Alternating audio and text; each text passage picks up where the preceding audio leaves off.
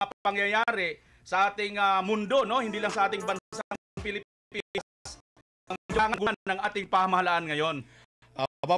Tinawin natin yung riding in tandem na sinasabi ko, baka mawawmali tayo dito. Pag sinasabi pa namang riding in tandem, parang ibang pagkaintindi ko, partner. Parang may side comments yan pa, partner. Pag riding tandem, mukhang ano yan, manggugurgor. Linawin po natin yung riding in tandem. Kami po ay magkasama ni VMR matagal na panahon. Hanggang ngayon, kasama ko pa rin.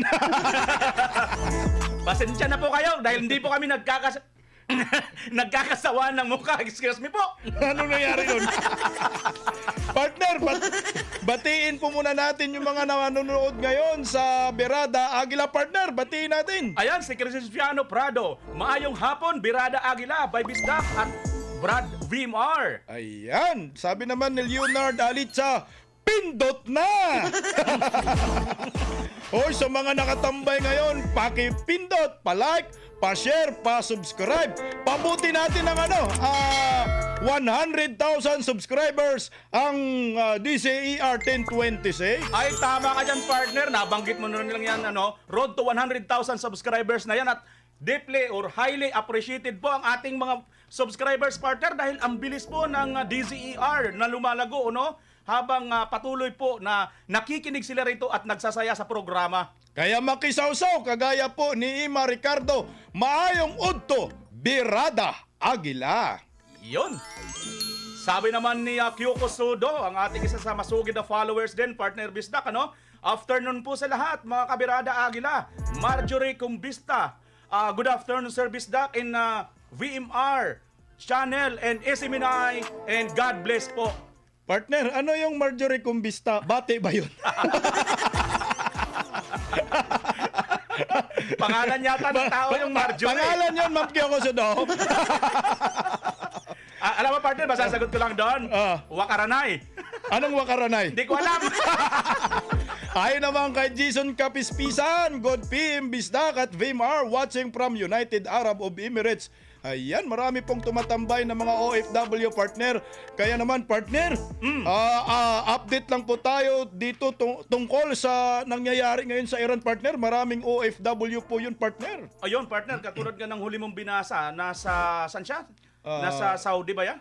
UAE? Oh, UAE. Nako, partner, mukhang dyan yata malapit yung pangyayari ngayon sa mundo na ating binabanggit. Dito lang, kanina lang. Kaya nga, partner, pero bago yan, basahin muna natin si Linda Corla. Good afternoon sa inyong dalawa at sa lahat ng mga kabirada Agila watching live from Hong Kong. Maraming salamat. Yun, partner, At ang saya-saya rin natin dahil mostly sa ating mga viewers, bagamat mga OFW at busy sa trabaho, abay napaglalaanan po nila na tumambay dito sa atin, partner. Kaya palakpakan natin sila, partner. Yes, partner.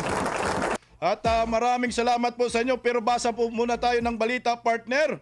Nasa 7 na ang kabuuang nasugatan sa pag-atake ng Iran sa Israel. Ako. Sa summary report na inilabas ng Department of Migrant Workers, alas 10 ng gabi nitong June 17, 2025. Isa sa mga nasugatan ay critical ang kondisyon. Isa rin ang nasa moderate na estado habang 5 ang na-discharge na. Nasa 49 na mga Filipino naman sa Israel ang nawala ng kanilang tahanan. Sa kabila nito, sa kabutihang palad ay nasa 63 na mga Pilipino na ang nabigyan ng tulong. Sa ngayon ay nasa 150 na mga Pinoy ang humiling na repatriation sa Israel, ngunit 26 pa ang kumpirmado at pinoproseso, partner. Ano bang masasabi mo dito, partner, sa balitang ito? Ayun nga, partner, bago yung aking masasabi, anuhin muna natin ang masasabi ng ating Pangulong Marcos Jr. Kasi siya naman talaga yung dito, At sangayon nga rito, sabi niya rito, mandatory repatriation ng mga Pilipino dahil sa tensyon sa Iran at Israel, hindi pa kailangan ayon kay Marcos Jr., partner. So, di ba? Ito ngayon, ang pangyayaring ito, mga partner, ako para sa akin, hindi po tayo dapat dito sa walang kibo or sa walang sa alang-alang. Dahil sa mga napapanood natin sa mga news, partner, seryoso po itong pangyayaring ito. Kung kaya't dapat hindi po tayo rito parang parang ang tawag nun partner, yung parang Nagre-relax lang. oh, nagre-relax, walang ganoon. Hindi tayo pwede dito magpitiks-petiks. After all partner, nakataya po ang buhay ng ating mga bayaning OFW partner. Kaya nga po partner, nagulat nga ho ako sa balitang iyan dahil hindi pa po inutos ni Ferdinand Marcos Jr. yung repatriation mandatory sa lahat po ng mga OFW. Ngayon ho, paano po yun pag nalilit na yung response at rescue ng ating bansa? Sabi nga ho nila partner, aanhin ang damo pagpatay na ang kabayo. Yan nga partner, tama ka dyan. At ang masaklap pa nito, kasi ayon nga kay Marcos Jr., hinahayaan muna ng pamahalaan ang bawat pamilya na magdesisyon kung uuwi sila o hindi. Aba, Di ba partner, parang itong ating presidente parang walang kusang palo? wala nga. Ba't pumalakpak? Na yung palakpak na yun para sa yung partner. Ay, hindi yun para kay Bongbong. Partner, speaking of walang sariling palo, weak nga partner Paano papalo yan? siya nalagay ang paluin sa puwet nitong mga kapamilya ng OFW. Alam niyo ho, nakakalungkot kasi nga, sinasabi ho lagi natin na ang mga OFW ay bagong bayani. Pero ito, nangangailangan na ho ito ng agarang tulong at solusyon. Dapat ura mismo, wag ka nang magpapitiks-petiks pa partner, naglulugaw ka Gayon pa ng partner, sabi niya rito, tiniyak ng Pangulo na binabantayan ng pamahalaan ang bawat lahat ng mga Pilipino na nasa Israel at Iraq. Actually partner, itong kanyang sinasabi rito, Israel at Iraq. Sa totoo lang, hindi lang naman Israel at Iraq, hindi tayo sa nagmamagaling, Yung Israel at saka Iraq, mayroon pong nakapagitan dyan partner ng mga bansa, ng mga, di ba? Mga kababayan nating OFW, at ito maaaring madamay. Bakit dito ka lang nakatutok sa Israel at saka sa Iraq? Di ba? Dapat yung mga kapitbahay na bansa ng Israel, Iran partner, ay dapat ay ipalikas na rin ho. Hindi naman ho natin pinangarap na yung mga OFW dyan sa lugar na yan ay uuwi ng abo sa ating bansa partner.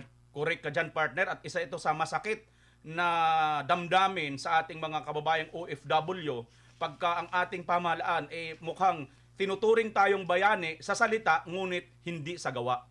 Mismo partner. Ito partner, dadapo na po tayo sa una nating issue. Okay, partner. Dito ngayong hapon sa Berada Agila. Makisawsaw po tayong lahat dyan sa comment section. Kasama po kayo namin ni partner VMR hanggang alas 3:10 po ng hapon po. Ito merong Extended tayo partner, partner, merong kakapasok lang na balita partner. Basahin mo partner. Ayan, sabi nga rito just kinansila ng Comelec Second Division ang registration ng Duterte Youth Party List. Ayon kay Comelec Chairman Attorney George Garcia. Partner, ibig sabihin yung Duterte Youth, yung kanilang registration, kinansila ng Comelec. Tama ba, partner? Oo, partner. Yun ang ating nakita dito sa kapapasok lang ng balita. Pero, di ba, ano ba ang pagkakaiba, partner, ng registration at saka yung accreditation? Kasi, di ba, accredited po sila na isa silang party list. No? So, paano ito? Ano ba ang kanilang rito ngayon? Maari bang maghain ng motion for reconsideration ang party list na ito? Correct ka partner, hindi pa naman pinal yan partner, meron pa naman mga pamaraan at remedyo na pwede pong maghain sila ng motion for reconsideration. Ang nakikita po natin dito partner, masyado nang namimersonal itong si George Garcia at ang gobyernong Marcos sa Duterte Youth Party List kasi nga ho partner, ang nakadugtong din sa kanila Duterte. Alam naman ho natin mga kapartner na itong gobyerno ni Marcos ay galit na galit sa mga Duterte at lalo na sa mga kakampi ng mga Duterte. Oo nga partner, dagdagan ko lang ng kapiraso yung tungkol dito sa Duterte Youth Party List, partner. Ako'y napapaisip lang sino ba yung mga nasa baba? Kasi yung parang ito pala partner, yung sistema nito, if ever na may matanggal doon sa taas, yung halimbawa kanto nitong Duterte Youth Party List, 3 po ang kanilang napanalunan dito bilang upuan ng Kongreso dito sa katatapos lang na eleksyon, mga partner, ano? Ngayon, kung sakasakali ba magtuluyan na magtagumpay, wag naman sana magtagumpay itong hangarin ng kalaban ng mga Duterte Youth Party List, sino ba ang makikinabang nito, partner? At sino ba yung nandoon sa baba na 3 congressman na maaaring makinabang